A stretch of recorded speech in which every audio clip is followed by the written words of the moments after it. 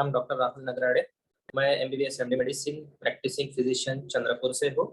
आज हम BP hypertension के बारे में थोड़ी सी बातें करेंगे, उसके बारे में कुछ जानकारी दूंगा। सबसे पहले तो बात करेंगे कि हाइपरटेंशन मतलब ब्लड प्रेशर जो होता है वो एक नॉर्मल फिनोमिना होता है अपने बॉडी का, जो कि नॉर्मली अपना बॉडी फंक्शन करने के लिए होता है। लेकिन कभी कभी ये ब्लड प्रेशर जो होता है वो किसी कारण या फिर एज के साथ या फिर कोई कारणों के साथ बढ़ जाता है। जब अपना आर्टरी का प्रेशर, जब अपने ब्लड फ्लो जो होता है, हार्ट का जो फ्लो होता है, जब वो प्रेशर जब ज्यादा बढ़ जाता है तो उसके कारण क्या होता है कि वो अपने ब्लड वेसल जो होते हैं, रक्तवाहिनी जिसको बोलते हैं, उसमें प्रेशर बढ़ जाता है। तो ब्लड प्रेशर वो प्रेशर ज्यादा लगाते हैं, उसकी वजह से वो प्रेशर बढ़ जाता है। जब प्रेशर ज्यादा बढ़ जाते हैं तो बॉडी में प्रॉब्लम्स दिखना चालू हो जाते हैं। तो इसको हम ब्लड प्रेशर कहते हैं, हाई बीपी कहते हैं। नॉर्मल बीपी भी होता है और हाई बीपी भी होता है। नॉर्मल बीपी मतलब 100 सिस्टोलिक और डायस्टोलिक ऐसे दो उसके कंपोनेंट्स होते हैं। एक तो सिस्टोलिक मतलब 120 होता है और नॉर्मल, और डायस्टोलिक जो होता है वो 80 सिस्टोलिक होता है। जब ये इसके ऊपर, जब सिस्टोलिक 120 के ऊपर जाता है और डायस्टोलिक जब 80 के ऊपर जाता है, तब उसको हम रेस्ड बीपी बोलते हैं। हाइपरटेंशन जो बोलते हैं उसको रेस्ड बोलते हैं। तो इसके कुछ रिस्क फैक्टर्स होते हैं। किसको हाई बीपी होता है, उसके रिस्क होते हैं, मतलब किन लोगों को वो बीपी होगा। तो सबसे पहला तो एज, जब जैसे जैसे आदमी की एज बढ़ते जाती है, 40+, 35+, 40+, तो रिस्क इन लोगों में बढ़ जाता है। सेकंड होता है फैमिली हिस्ट्री। फैमिली हिस्ट्री में कैसा होता है कि अपने पेरेंट्स को या फिर ग्रैंड पेरेंट्स को या फिर अपने भाई बहनों को अगर बीपी हो, अपने बड़े भाई बहनों को, तो अपने को भी वो रिस्क बढ़ जाता है बीपी होने का। तीसरा होता है excessive salt intake. Excessive salt intake मतलब ज्यादा अगर नमक, अगर अपने खाने में अगर नमक ज्यादा अपन लेते हैं तो उसको उसके कारण भी बीपी बढ़ने के चांसेस ज्यादा बढ़ जाते हैं। शरीर में पोटेशियम की कमतरता होना या अपने फूड में पोटेशियम कम लेना, ये भी एक रिस्क फैक्टर होता है अपने बीपी बढ़ने का। बहुत सारी फैटी फूड, बहुत ऑयली फूड, ये तली हुई चीजें और फास्ट फूड जो होती है, प्रोसेस्ड फूड बोलते हैं उसको, कैंड फूड जो होते हैं, रेडीमेड जो फूड्स मिलते हैं, ये भी फूड ज्यादा इंटेक करने से भी हाइपरटेंशन का, बीपी बढ़ने का रिस्क ज्यादा बढ़ जाता है। और एक चीज जो होती है बॉडी मतलब लाइफ स्ट्रेस।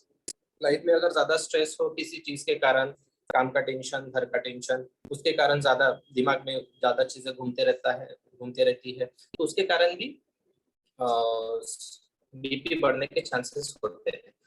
तो इसका उपाय ये है कि हमें बीपी कंट्रोल रखने के लिए ट्रीटमेंट करनी होती है। तो ये सारे रिस्क फैक्टर्स जो है वो सबसे पहले तो हमें अवॉइड करने पड़ेंगे, और उसके बाद जो प्रॉपर मेडिकेशंस है वो लेनी पड़ेगी।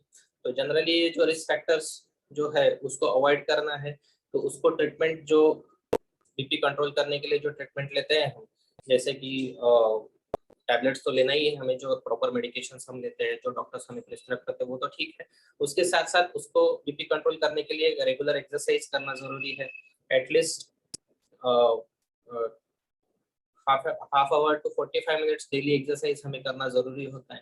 हेल्दी डाइट लेना होता है, जैसे कि मैंने बताया कि सॉल्ट इंटेक करने से, कम पोटेशियम खाने से, फैटी फूड खाने से रिस्क फैक्टर बढ़ जाता है। तो जिसको भी अगर बीपी हो तो ऐसे पेशेंट्स को हमें हेल्दी लाइफस्टाइल की तरफ ध्यान देना पड़ेगा, जैसे कि ग्रीन लीफी वेजिटेबल्स खाना,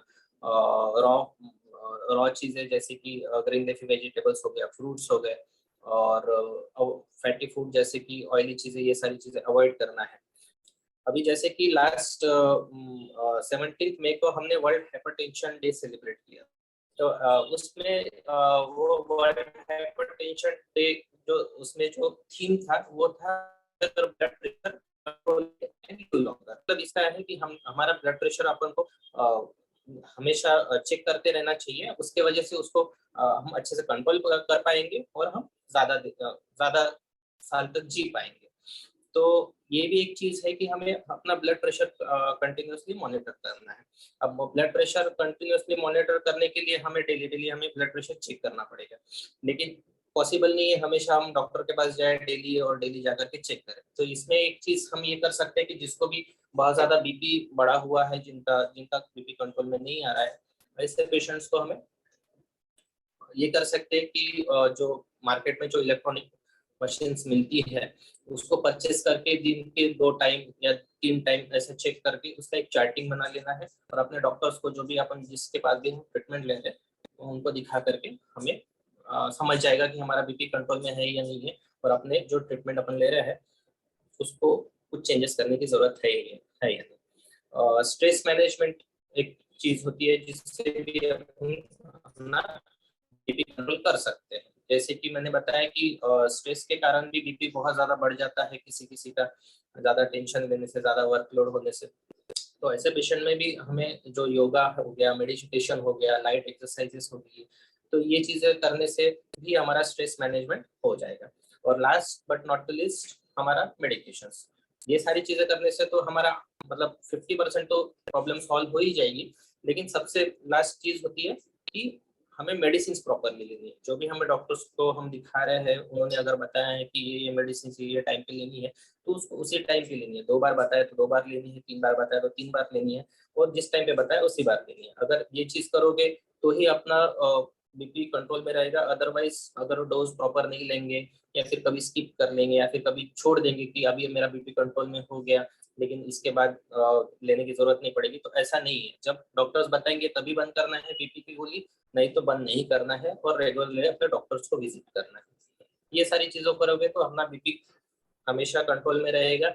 और बीपी से होने वाले जो प्रॉब्लम्स होते हैं जैसे कि हार्ट अटैक होना, लकवा हो जाना, सेरेब्रोवास्कुलर एपिसोड जिसको बोलते हैं, और भी बहुत सारी चीजें, किडनी की बीमारियां होना, ये सारी चीजें हम बीपी कंट्रोल करने से, ये कॉम्प्लिकेशन जो भी होते हैं, लाइफ थ्रेटनिंग कॉम्प्लिकेशन जिससे जान जा सकती है, ये सारी चीजें हम अवॉइड कर सकते हैं। ठीक है, थैंक यू।